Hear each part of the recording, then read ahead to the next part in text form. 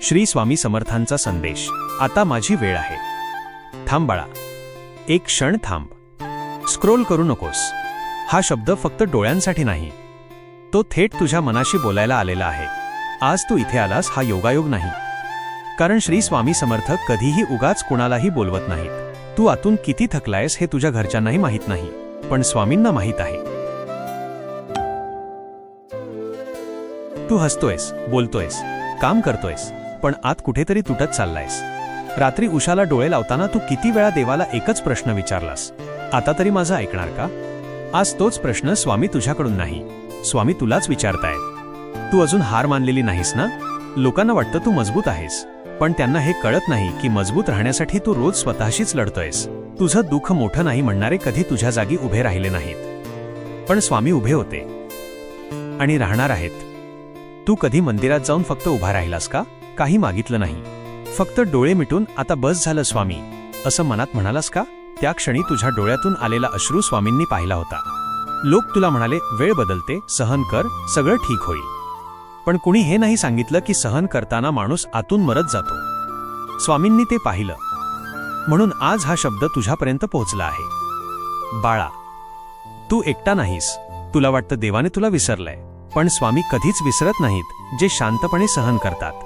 तू ज्यांच्यासाठी सगळं केलंस तेच तुला समजून घेत नाहीत, याचं दुःख शब्दांत मांडता येत नाही. पण स्वामींना शब्द नकोत, ते तुझ्या श्वासातून सुद्धा तुझं दुःख ओळखतात. आज तुला हे ऐकायला मिळतंय कारण स्वामी म्हणतायत, आता बस, आता माझी वेळ आहे. तू जितका खाली पडलायस तितकंच वर उचलायला स्वामी तयार आहेत. पण आधी तुला एक गोष्ट समजून घ्यावी लागेल. तुझ्यावर झालेलं प्रत्येक अन्याय, प्रत्येक अपमान, प्रत्येक अश्रू, हे सगळं व्यर्थ नाही गेलं. स्वामींनी ते साठवून ठेवलंय, आणि जेव्हा वेळ येते तेव्हा एकाच क्षणात सगळ्याच गोष्टी बदलतात.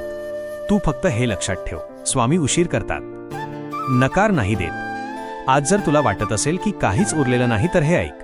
जेव्हा माणसाकडे काहीच उरत नाही तेव्हाच स्वामी सगळं देतात. हा शब्द इथेच थांबणार नाही, तो तुझ्या मनात घुमत राहील.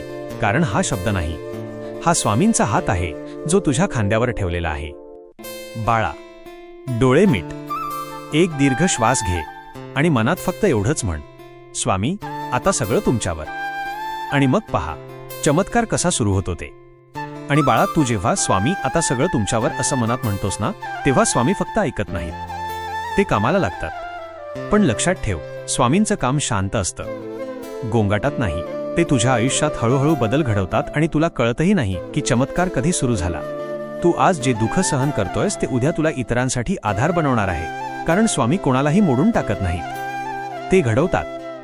बाळा, तू कधी असा विचार केलास का की तुझ्याशीच सगळं वाईट का होतं? तू कुणाचं वाईट केलं नाहीस, तू फक्त जास्त सहन केलंस. आणि स्वामी अशाच लोकांना निवडतात, कारण जे सहन करतात तेच आशीर्वाद पेलू शकतात. आज तुझ्याकडे उत्तर नाहीत, दिशा नाही, आशा नाही, पण स्वामी आहेत. आणि जिथे स्वामी आहेत तिथे शेवट नावाची गोष्ट नसते. तुला आठवतंय का तो दिवस जेव्हा तू शेवटच्यांदा मनापासून हसलास? स्वामींनाही आठवतो. तुला आठवतंय का तो क्षण जेव्हा तू देवासमोर उभा राहून म्हटलंस, माझ्याशीच असं का? स्वामी तिथेच होते. बाळा, तू जेव्हा थकलास तेव्हा थांबणं पाप नाही, पण हार मानणं स्वामींच्या भक्ताला शोभत नाही. कारण स्वामींच्या घरात रिकाम्या हाताने कोणीही परत जात नाही. आज जर तुझ्या घरात शांतता नाही, मनात समाधान नाही, नात्यांत प्रेम नाही, तर दोष तुझा नाही. कधी कधी देव आधी सगळं काढून घेतो जे खोटं असतं, जे टिकणार नसतं, आणि मगच खरं देतो. हे दुखतं, पण हेच स्वामींचं शुद्धीकरण आहे. बाळा, तू एक गोष्ट विसरू नकोस, तू जेव्हा रडलास तेव्हा स्वामी शांत बसले नाहीत, ते तुझ्यासाठी पुढचं पान लिहित होते. तुला वाटतं लोक तुझ्यावर हसले, तुला कमी लेखलं, तुला दुर्लक्ष केलं, पण हेच लोक उद्या तुझ्या बदलाकडे आश्चर्याने पाहणार आहेत, कारण स्वामी शांत लोकांना मोठं करतात. तू आजही जर कुठल्या तरी ओझ्याखाली दबलेला असशील तर हे ऐक, स्वामी तुझं ओझं उचलायला आलेत, पण आधी तुला ते सोडायला शिकावं लागेल. सोड लोकांची मतं, सोड लोक काय म्हणतील हा विचार, सोड स्वतःला दोष देणं सोड, कारण तू दोषी नाहीस, तू फक्त स्वामींच्या प्रक्रियेत आहेस. आज हा शब्द तुझ्या आयुष्यात आला आहे, याचा अर्थ एकच, तू बदलाच्या उंबरठ्यावर उभा आहेस. आणि बाळा, उंबरठ्यावर उभं राहणं सर्वात कठीण असतं. मागे वळायचं मन होतं, पुढे जायची भीती वाटते, पण स्वामी तुला हात देतायत. फक्त एक पाऊल पुढे टाक. आज जर तू मनात कुठल्या तरी रिकामा झालेला असशील तर घाबरू नकोस. रिकामे पण भरून टाकण्यासाठीच देव देतो. आता जास्त नाही बोलणार, कारण जे बोलायचं होतं ते तुझ्या मनाने ऐकलंय. हा शब्द तुला सोडणार नाही, कारण हा शब्द नाही, हा स्वामींचा आशीर्वाद आहे.